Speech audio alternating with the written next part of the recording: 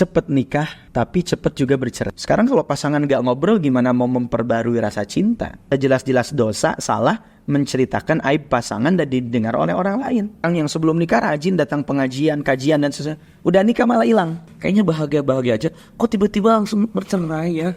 Cerai itu kalau bisa menjadi jalan terakhir. Dia sebenarnya takut untuk menikah. Kenapa? Karena orang tuanya bercerai, Ustadz. Kecuali memang 5-5-nya nih gagal. Ah, ini Berarti ada sesuatu nih. keturunan. Ada sesuatu nih. Wedding Podcast.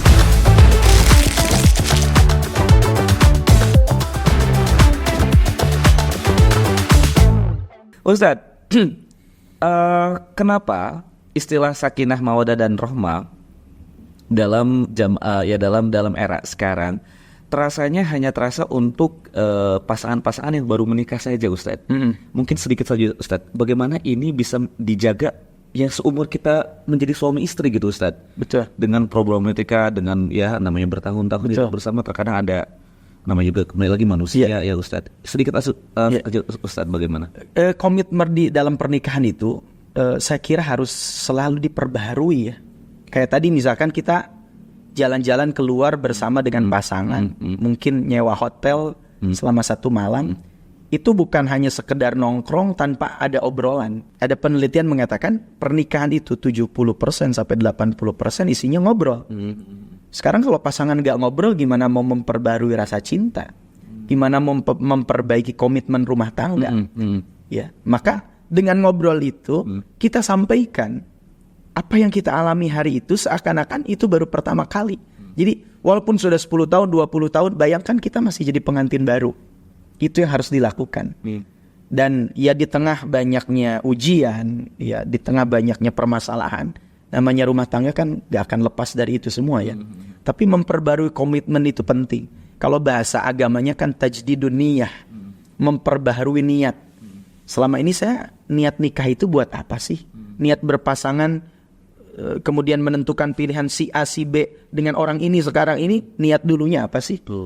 Itu harus kembali melakukan refleksi, ngobrol ya. Sampai ngobrol yang paling privasi sekalipun dengan pasangan, silakan diobrolkan pernikahan. Ya itu penting. Agar memang terasa ya baru lagi dan baru. Betul, karena memang betul.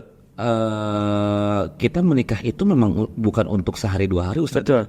Ya kalau selama kita hidup di dunia dengan pasangan itu, maka pentingnya sekali untuk memperbarui komitmen. Dengan tadi yang disampaikan oleh Ustadz ya mungkin yang tadi jalan-jalan bersama, mungkin sewaktu-waktu anak dititipkan dulu ke orang tua, yaitu untuk menumbuhkan kembali Ustadz ya, seperti itu. Oke, Lovebirds, tadi pernikahan yang mungkin dirasa baik-baik aja ya, tapi kan nyatanya sekarang banyak pernikahan yang nggak baik-baik aja juga seperti itu ya. Nah Ustadz, ini gimana Ustadz jika dalam kenyataannya banyak sekali pasangan yang setelah nikah nih Ustadz justru banyak berantemnya.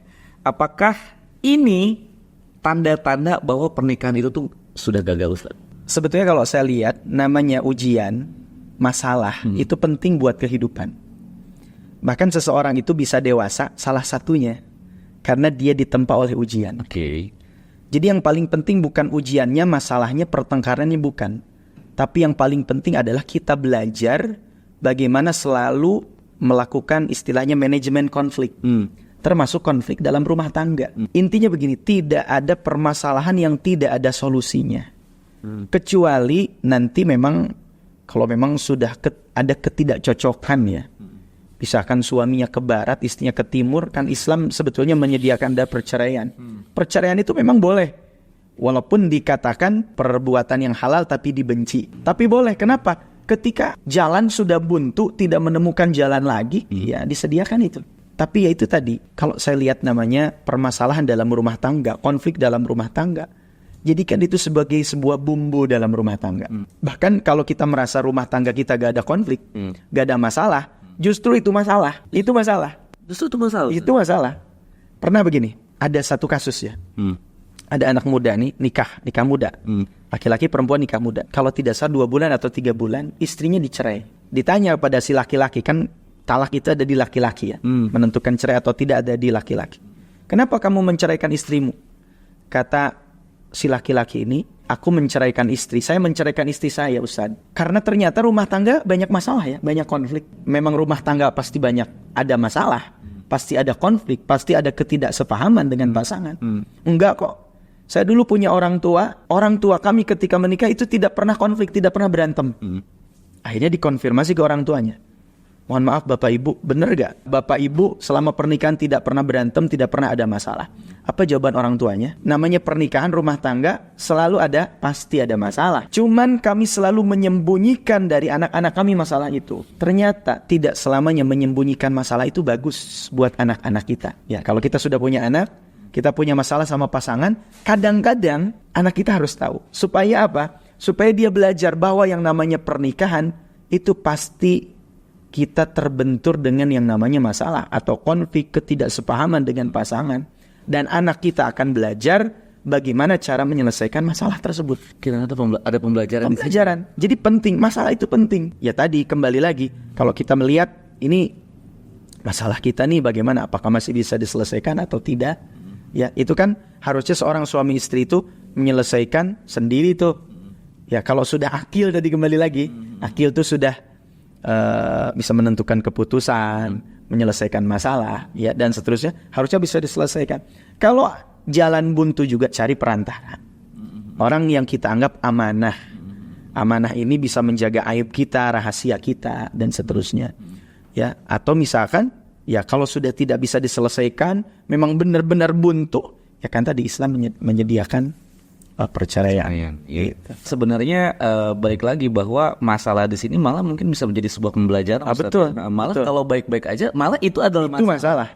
Itu masalah. Tidak bisa belajar dari masalah itu, betul, gitu kan. Iya, mengingat sekarang ini sangat mudah sekali kita untuk masuk kepada media sosial, apalagi dengan berumah tangga ini kalau masuk kepada pembahasan ini. Dimana jika memang kedua pasangan ini ya entahkah bertengkar, berantem dan lain-lain, itu sebenarnya Ustadz boleh nggak sih bercerita di media sosial kondisi keluarganya? Ya, ributnya di medsos lah, di update lah gitu Ustadz. Ya. Itu sebenarnya boleh nggak Ustadz?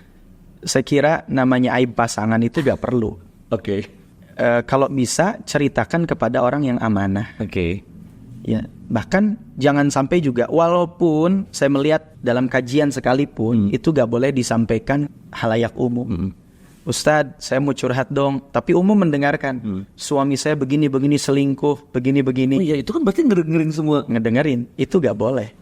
Harusnya kalaupun mau bertanya masalah dalam tanda petik pribadi, tanyakan melalui tulisan. Oh iya. Kan bisa pakai tulisan. Kok Ustadz bener? Saya baru kepikiran itu gak boleh. Berarti waktu pas si jamaah itu bertanya, sebenarnya itu sudah menceritakan kepada orang lain dan orang lain dengar. Harusnya pakai tulisan. Dikasih kertas oleh panitia acara mungkin. Betul. Ya Atau kalaupun dia mau bercerita, dia menggunakan kata ganti orang ketiga, seakan-akan itu terjadi pada orang lain. Ustadz, ada orang begini suaminya melakukan ini, seakan-akan itu terjadi pada orang lain. Bukan dia bercerita, Ustadz suami saya begini selingkuh, perempuannya begini, saya disakiti, dikhianati. Pertanyaannya kan apakah kita bisa mengkonfirmasi apa yang diceritakan yang curhat itu benar? Kan belum tentu. Dan yang kedua yang sudah jelas-jelas dosa, salah, menceritakan aib pasangan dan didengar oleh orang lain. Iya Allah, baru kepikiran gitu kan? Benar. Ya. Nah sekarang gimana di media sosial? Di media sosial itu yang mendengarkan semua orang, tidak dibatasi kan? Betul. Semua orang, semua umur, yang berilmu, yang bodoh, yang mungkin tujuannya ingin memprovokasi dan seterusnya. Betul. Ketika kita curhat di media sosial, kita ingin mendapatkan solusi atau ingin mendapatkan perhatian. Oke. Kan begitu. Kembali ke niat kayaknya. Tapi ya secara umum ini pendapat saya pribadi, bisa salah bisa benar. Saya tidak menyarankan curhat di media sosial. Ya, kenapa? Karena yang menanggapi kita kan bisa orang awam yang berilmu, bahkan mohon maaf, saya melihat lebih banyak yang tidak tahu urusan tiba-tiba komen gitu kan. Lebih baik kalau ada masalah rumah tangga tadi cari orang yang kita percaya. Misal kalau orang tua atau orang yang berpengalaman atau ustadz atau orang-orang yang kita percaya, sehingga rahasia kita terjaga. Sekarang mohon maaf ya, orang kadang menceritakan aib itu kayak dalam tanda petik menormalisasi itu. Aib itu kan harusnya dijaga ya. Kecuali itu memang terjadinya bersifatnya kezaliman. Kezaliman itu apa? Ada pihak yang benar-benar dirugikan secara fisik dan juga fisik dan seterusnya. Ya, itu kalau misalkan ada KDRT sehingga istrinya diancam di kekerasan fisik dan seterusnya, itu kan harusnya dilaporkan ke aparat perlindungan anak dan perempuan. Tapi kalau tidak ada tanggapan juga, ya sekarang kan ada istilah no viral no justice.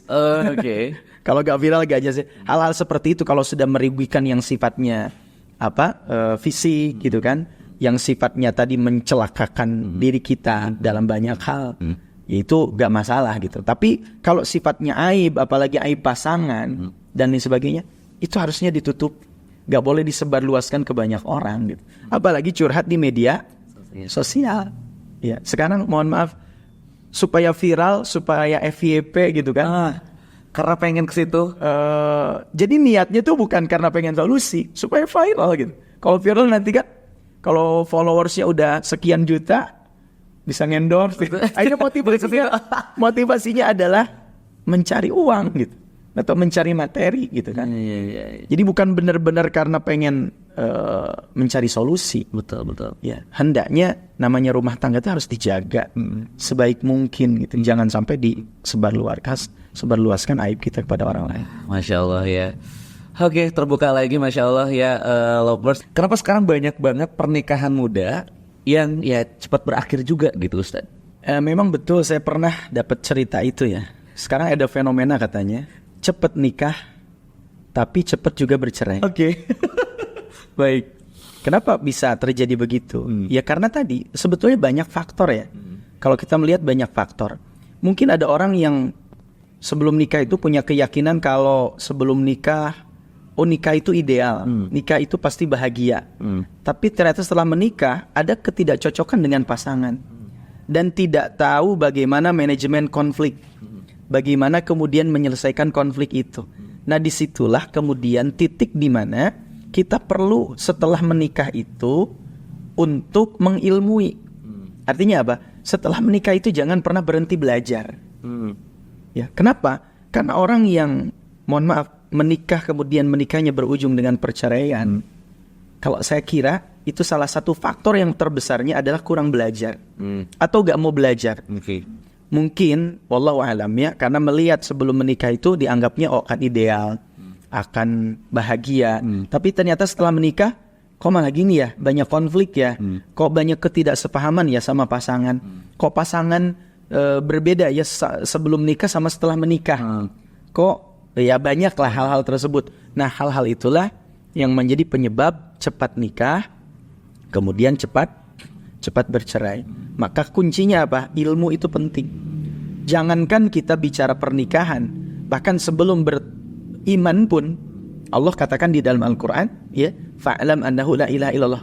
Fa'lam, ketahuilah, ilmuilah bahwa tidak ada Tuhan selain Allah. Itu bicara tauhid, bicara tentang iman. Ya, bicara pernikahan yang sifatnya lebih teknis, bahkan hal apapun ya kuncinya ada di ilmu. Saya melihat justru banyak ada orang yang sebelum nikah rajin datang pengajian, kajian dan sebagainya. Udah nikah malah hilang. Betul. Bareng-bareng sebelum nikah. Bareng-bareng. Kajian Ustaz siapa ya? Udah nikah hilang. Ya kalau misalkan masih di pengajiannya alhamdulillah. Tapi yang saya sesalkan dari sebagian orang yang hilang itu benar-benar gak ngaji lagi. Ya Allah. Ya gimana mau pernikahan mau berkah, betul. Mau sakinah, mawaddah, kalau kitanya tidak berusaha untuk mengilmui diri. Betul. Gitu kan? Itu yang paling Allah ya. Jadi itu ya Lovebirds, untuk kalian semua yang ya tidak mau terkena dengan fenomena tersebut ya. Apa yang tentunya disampaikan oleh Ustadz Samsam ya, agar ya tidak terjadi di pernikahan muda kalian seperti itu kan ya. Ustadz, fenomena berikutnya adalah banyak sekali pasangan yang memposting kebahagiaan palsu di media sosial Ustadz. Terkadang ada, oh enggak kok, dia tuh kebapaan banget deh, setiap postingannya sama istrinya sama anaknya, kayaknya bahagia-bahagia aja, kok tiba-tiba langsung bercerai ya. Nah Ustadz, ini bagaimana dalam Islam mengajarkan soal kejujuran dalam berhubungan? Sebetulnya kan tidak ada larangan kita memposting di media sosial, sekedar berbagi kebahagiaan, sharing dan seterusnya. Cuman kenapa bisa terjadi kebahagiaan palsu atau rumah tangga yang palsu? Lagi-lagi dalam setiap amalan yang perlu dijaga itu niat. Kalau kita niat memposting di media sosial karena ingin validasi, like orang, komen orang dan seterusnya, ini kita harus kembali mengevaluasi niat. Ada seorang ulama Syekh siapa dari Mesir, salah seorang ahli Al-Quran, Syekh Ahmad Isa Al-Ma'sarawi itu pernah memposting tulisan. Kata beliau, hati-hati memposting rumahmu, mobilmu, kendaraanmu, kebahagiaanmu di media sosial. Karena boleh jadi 5 orang mendoakan kebaikan. Oke. Tapi 100 orang justru dia iri dan dengki kepadamu. Ya. Ustaz, ini termasuk apa ain nggak sih Ustaz? Ya kalau kita lihat sisi ilmu yang lain, ya kita harus berhati-hati juga. Walaupun ya Nabi pernah mengatakan al-ainu haq, ain itu benar. Makanya sering-sering baca doa yang diajarkan oleh Nabi ya agar kita terhindar dari penyakit ain. U'idzuka bikalimatillah atau u'idzuki bikalimatillah tamah min kulli syaitanin wahamah wa min ainin lamah. Ini doa agar kita terhindar dari penyakit ain. Oh, Masya Allah, hafalin ya. Jadi bukan berarti kita, sekali lagi, bukan berarti tidak boleh memposting di media sosial, tapi yang paling penting adalah jaga niat. Kalau kita jadi populer, terkenal, kemudian dengan itu kita bisa ngajak orang kebaikan sebanyak-banyaknya, itu bagus. Tapi kalau hanya sekedar, ya tadi, kembali lagi media sosial itu harus berhati-hati. Kalau sekedar hanya sebatas menginikan punten ya hawa nafsu, betul. Itu harus hati-hati. Saya pernah dapat kasus yang mirip seperti tadi. Ada temen lah, dia sering posting jalan-jalan sama istrinya, ya. Sampai istri saya tuh komplain, nah kan? Kayak itu benar-benar. Ih, orang lain mah tuh lihat kan? jalan-jalan mulu. Kita mah, aku kok gak pernah diposting gitu ya. Ustaz, oke. Saya kalau lihat di medsos saya, mungkin ada 1-2, tapi hampir jarang saya memposting istri ya, atau pasangan. Kenapa? Karena saya sudah merasa bahagia dengan kehidupan offline. Gak harus kemudian posting-posting di media sosial ya. Akhirnya si tuh orang mah jalan-jalan, istrinya diposting gitulah. Kira-kira komplainan istri gitu kan. Seperti itu biasanya. Nah, setelah itu, kalau gak salah dulu tuh sebelum COVID, 2 minggu setelah itu, tiba-tiba temen ini nge-DM saya, Ustadz, yang sering posting itu sama istrinya, Ustaz, mohon nasihatnya katanya, mohon ininya, saya seminggu yang lalu sudah bercerai sama istri saya. Oh, kirain mau minta nasihat bagaimana cara memperbaiki. Enggak, itu udah closing. Udah closing. Udah bercerai dengan istri saya gitu kan, dan seterusnya lah, curhat gitu. Akhirnya saya liatin sama istri. Iya, Jadi tidak selama yang ditampilkan di media sosial itu benar-benar terjadi. Sementara hari ini kita banyak hidup itu standarnya pakai standar media sosial. Standar TikTok lah, standar TikTok, standar IG lah dan seterusnya. Ingin menampilkan pencapaian. Orang itu kan gak tahu ya, sering pengennya menampilkan pencapaian. Ya mungkin tadi mohon maaf kadang butuh validasi, walaupun tidak semua.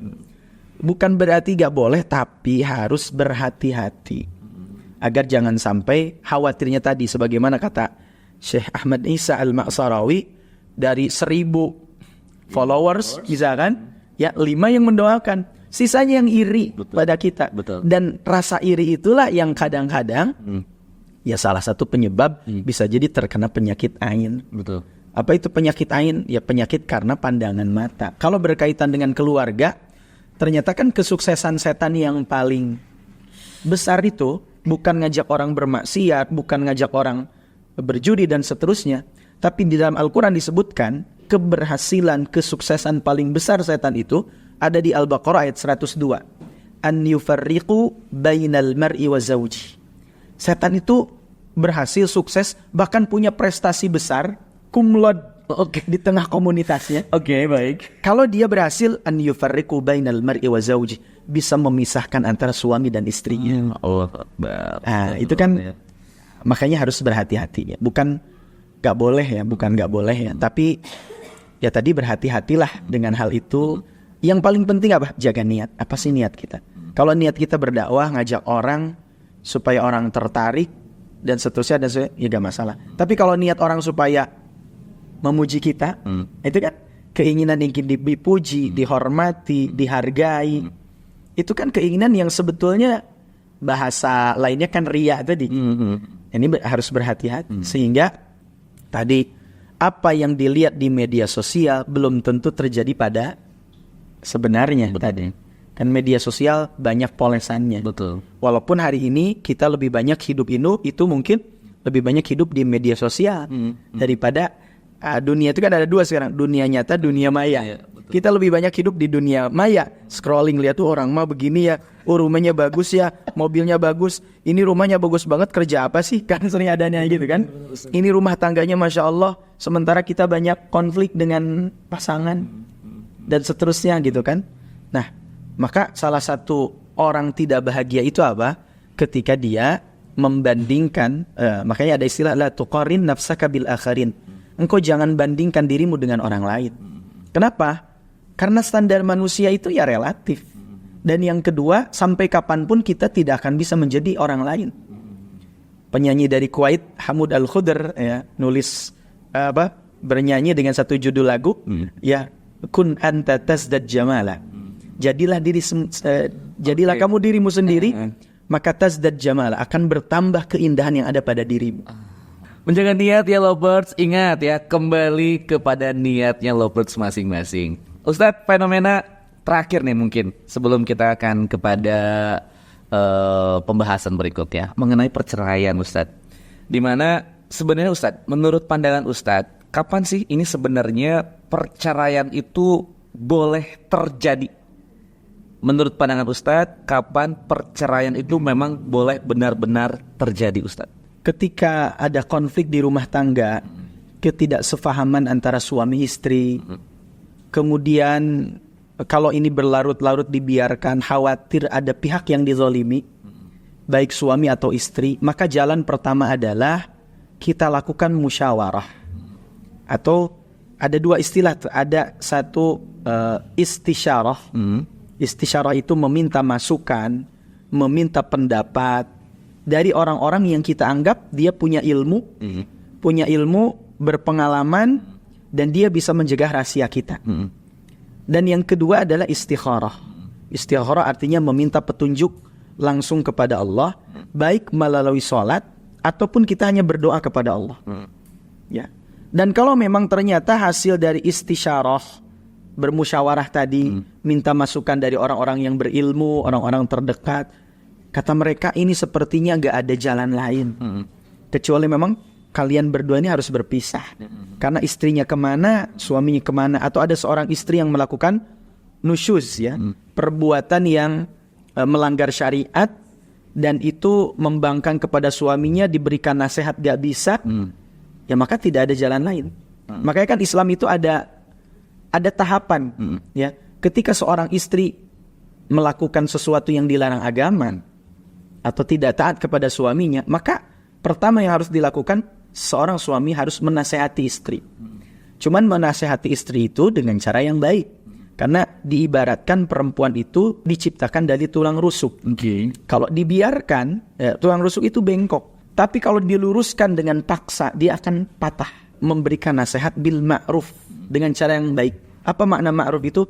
Baik dari sisi syariat, menurut kacamata syariat. Yang kedua, baik dari sudut pandang adat kebiasaan. Ketika nasihat ini juga sudah tidak masuk, maksudnya tidak didengarkan, maka ya berpisah tempat tidur. Misalkan ya masih satu rumah, satu kamar, istrinya di atas kasur, suaminya di bawah. Kalau nggak bisa juga, ya disitulah kemudian kita ternyata istrinya nggak berubah juga misalkan. Ya kalau dari sisi istri gitu kan, minta nasihat sama guru, sama ustadz, sama orang yang faham ilmu, ya sama orang yang punya pengalaman, sehingga dia bisa memberikan masukan-masukan dan seterusnya. Kemudian ternyata keputusan akhirnya adalah cerai, ya udah cerai, ya. Atau dari sisi suami misalkan, ya ada suami yang mohon maaf berkhianat kepada istrinya, ya dia tidak memberikan nafkah, kemudian mohon maaf selingkuh tanpa menikah gitu kan, atau melakukan kejahatan-kejahatan yang besar yang itu sebetulnya sulit untuk ditoleransi lagi gitu kan. Maka Islam mengajarkan itu. Berarti di situ seorang pasangan itu sudah ada ketidakcocokan di situ. Kalau sudah komunikasi itu gak nyambung, gak didengar, ya gak bisa dua arah, itu kemungkinan besar sudah tidak bisa disatukan lagi. Tapi ya tadi, cerai itu kalau bisa menjadi jalan terakhir ya. Ustadz, 2 pertanyaan terakhir untuk di pembahasan ini. bagaimana sikap dari entahkah suami atau istri? Terkadang mereka sudah terzolimi Ustadz secara pribadi, secara kita pasangan. Cuman ada hal yang saya memilih tidak bercerai karena saya kasihan sama anak-anak saya. Bagaimana sikap seperti itu Ustadz? Saya ada satu kasus gitu ya. Sama Ustadz ya? Seperti itu? Hampir sama. Oke. Seorang perempuan, tapi selalu curhat sama istri saya gitu. Dalam tanda petik, suaminya terindikasi, mohon maaf, LGBT. Oke. Suami Keren selingkuh ya? bukan LGBT. Allahu Akbar. Oke. Tapi dia kemudian istrinya curhat. Tapi sama istri saya curhat. Dibilang tidak pernah memberikan nafkah, terutama nafkah batin. Sudah bertahun-tahun. Sampai istrinya bilang, dia sudah tobat tapi balik lagi. Gitu lagi gitu kan. Ya, setelah konsultasi, kemungkinan besar kata para konsultannya ya, teman-temannya atau apanya, ini lebih baik ya udah bercerai aja. Bahkan mohon maaf katanya suami sudah terkena penyakit itulah gitu ya. Dan itu kan bisa menularkan kepada istrinya. Betul. Tapi istrinya bilang sampai saat ini saya masih mempertahankan rumah tangga karena khawatir korbannya anak dan seterusnya. Kalau madorotnya lebih besar, jangan dipertahankan.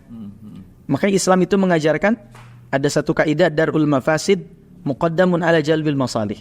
Meninggalkan kerusakan itu lebih didahulukan daripada kemaslahatan. Menjaga anak, merawat anak itu kan maslahat. Tapi kalau ada kemadorotan yang lebih besar, maka lebih baik kita ninggalin kemadorotan atau bahaya yang lebih besar dulu daripada kemudian mengerjakan sesuatu yang bersifat maslahat. Berarti sudah ya Ustaz di situ ya. Lovebirds, mungkin kalau Anda ada di posisi ini sekarang maupun yang sudah menikah ya, jika memang sudah ada di posisi ini ya, tolong didengarkan apa yang tadi disampaikan oleh Ustaz. Ustaz terakhir, lalu bagaimana jika mungkin Lovebird sekarang mau menikah, tapi ternyata si anak ini adalah dia mempunyai pengalaman orang tua yang bercerai, Ustaz. Karena kurang lebih sekitar 4 hari yang lalu ada teman yang cerita, Gen Z Ustaz, dia sebenarnya takut untuk menikah. Kenapa? Karena orang tuanya bercerai Ustaz. Jadi secara psikologis ternyata itu terdampak kepada anak Ustadz. Si anak ini jadi takut menikah. Si anak ini jadi kekhawatiran, kayaknya nanti gue nikah pun kayaknya bakal kayak orang tua gue deh, kayaknya bakal cerai deh. Gue gimana ya? Nah Ustadz, mungkin pandangan Ustadz ini harus bagaimana? Sebagai Lovebirds mungkin yang sekarang nonton nanti, ternyata memang mereka adalah dilahirkan dari orang tua yang memang bercerai Ustadz. Nah, sikap sebaiknya dari seorang anak apa Ustadz? Setiap anak itu kan membutuhkan sosok. Misalkan kalau misalkan ayah ibunya bercerai, kemudian tinggal sama ibunya, maka tetap butuh sosok ayah. Makanya ada orang yang harusnya menggantikan, bisa kakeknya atau bisa pamannya, yang itu seakan-akan jadi sosok ayah, sosok laki-laki buat dirinya. Begitu juga sebaliknya, dia butuh sosok ibu, ya, bisa nanti bibinya atau neneknya dan lain sebagainya. Nah artinya ketika terjadi hal-hal yang tadi disebutkan, sebagai seorang anak ini saya mau nikah tapi gimana nih, takut kayak orang tua saya. Pertama, biasakan selalu berpikir positif tuh ya. Nabi SAW itu pernah menyampaikan yang maknanya, kata Nabi, beruntulah orang-orang yang tafaul. Al-fa'lu itu artinya optimis. Beruntulah orang-orang optimis. Sahabat bertanya, ya Rasulullah, apa itu optimis? Kata para sahabat, optimis adalah, kata Nabi SAW, yang disebut optimis adalah al-kalimah at-tayyibah, kalimat yang baik. Setidak ideal apapun kondisi kita, tetap ucapkan kalimat-kalimat yang baik. Karena ternyata dengan kalimat itu bisa menjadi sugesti buat kita. Kalau bahasa hadis itu pernah mengatakan, inna minal bayani la sihra. Sesungguhnya ya al-bayan, kalimat-kalimat yang indah seperti syair, puisi, la sihra, kadang-kadang itu bisa menjadi sihir. Maksud sihir di sini adalah kalimat yang baik itu bisa menyihir, mensugesti diri kita apakah melakukan kebaikan atau tidak. Kalau kita sering bilang pada kita misalnya, oh saya kayaknya sakit nih. Itu benar-benar sakit biasanya. Saya misalkan suara agak kurang enak nih. Kalau tadi dalam hati, aduh kayaknya suara agak enak nih, pulang aja. Itu biasanya makin seraknya makin nambah tuh. Oh gitu ya. Tapi kalau dalam hati, insya Allah dengan izin Allah, bismillah kita sehat. Itu benar-benar sehat. Jadi kalimat yang baik itu penting. Makanya jangan pernah, walaupun orang tua kita dalam tanda petik pernikahannya gagal, tapi kita selalu bilang, dengan izin Allah, saya pasti berhasil nih pernikahan saya. Dengan izin Allah, pernikahan saya sakinah mawaddah warahmah.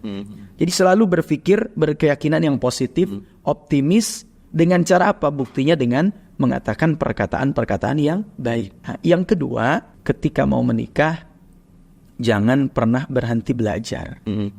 Ya, ketika terjadi hal seperti itu, berarti kan ada konflik dan tidak bisa diselesaikan. Betul. Itu bisa jadi karena salah satunya mungkin ya kita tidak tahu bagaimana ilmu menyelesaikan manajemen konflik itu. Bagaimana mengemas satu konflik itu menjadi sebuah peluang.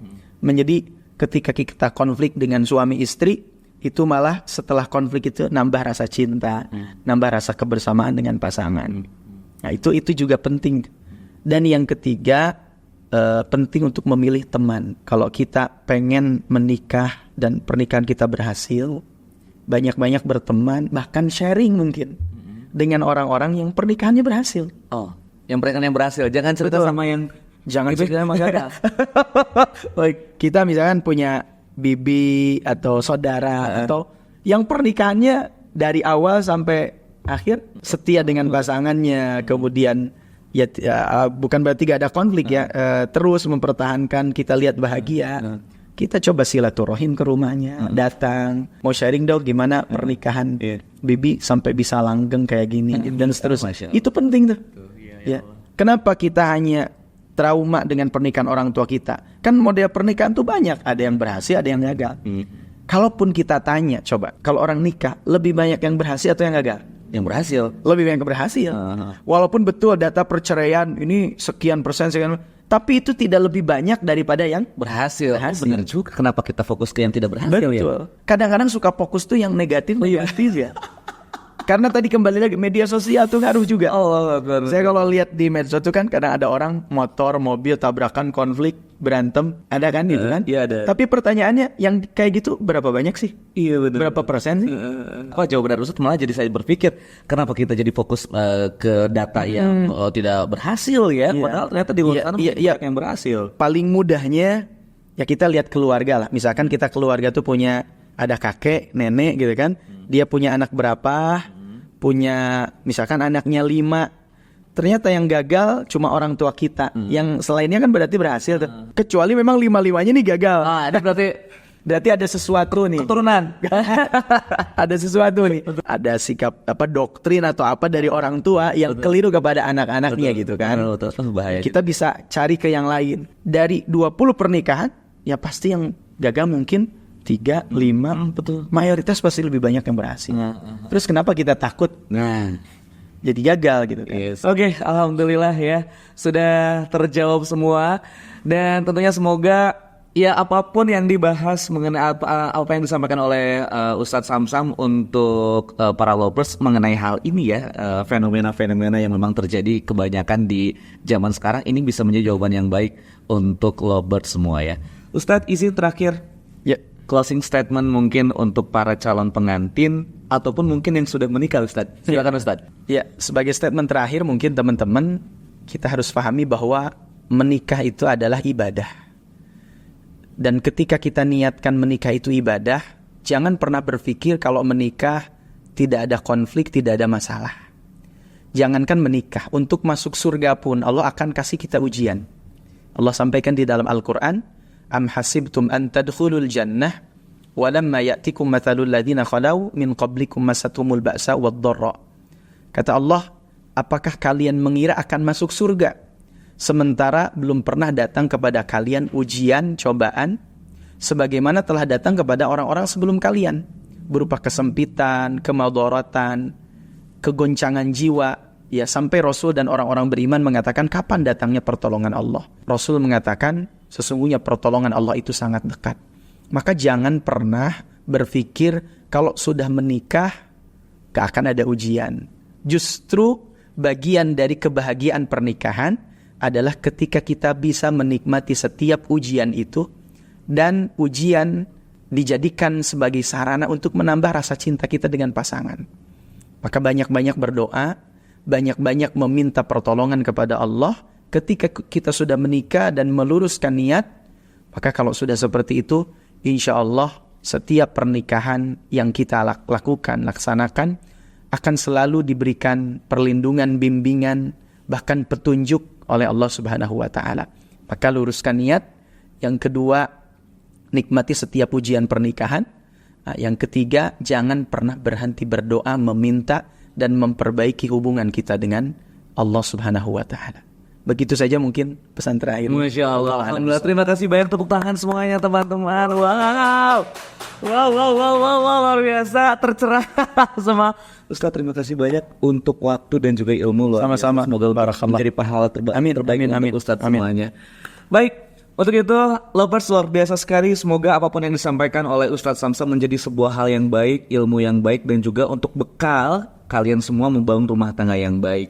Dan juga untuk lovers, jangan lupa untuk subscribe ya channel Wedding Podcast Story, dan juga follow kita di TikTok dan Instagram di weddingpodcast.story. Terima kasih untuk Naomi Catering, A-Story, dan juga A-Studio. Sampai berjumpa kembali di Wedding Podcast berikutnya. Dah, assalamualaikum. Wedding Podcast.